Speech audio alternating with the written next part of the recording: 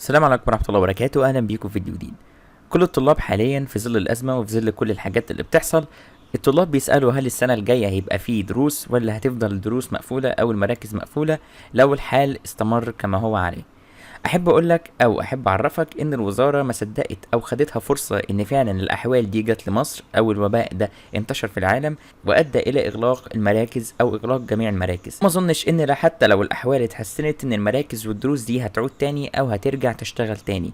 بمعنى اصح ان الوزارة ما صدقت او خدتها فرصة فعلا لاغلاق كل المراكز نهائيا، مش بس عشان الازمة اللي احنا فيها والفترة اللي احنا بنمر بيها بس، لا، وزارة التربية والتعليم صرحت وقالت قبل كده انها هتقضي على الدروس، وبالفعل تم القضاء على معظم المراكز اللي في مصر وتم اغلاقها.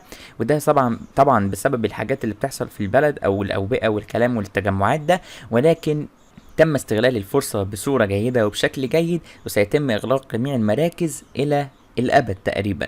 مفيش مراكز تاني، مفيش دروس تاني، وهيتم القضاء على الدروس الخصوصية خالص. سواء انت بقى كنت طالع تالتة ثانوي، كنت في تانية ثانوي، في أولى ثانوي، في أي سنة دراسية وبتاخد دروس، فهيتم القضاء وإلغاء الدروس بشكل كامل. مش هيكون في مراكز تاني، مفيش مراكز تتفتح تاني. وده طبعا لأن الحالة بتاعت كورونا دي هتستمر معانا فترة كبيرة جدا وهتفضل مكملة معانا لفترة كبيرة جدا.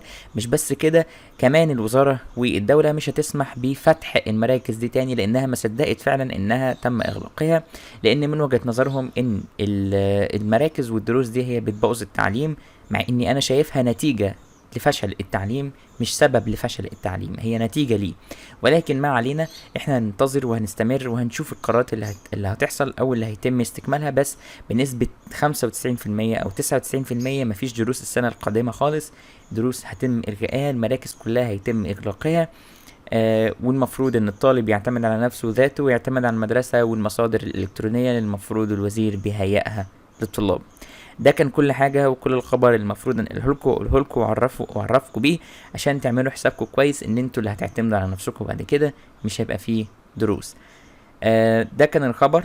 لو عايز تتابع كل جديد وتتابع كل الاخبار اول باول، ما تنساش السبسكرايب والاشتراك وانك تفعل زر الجرس عشان تضمن ان كل حاجه توصلك اول باول.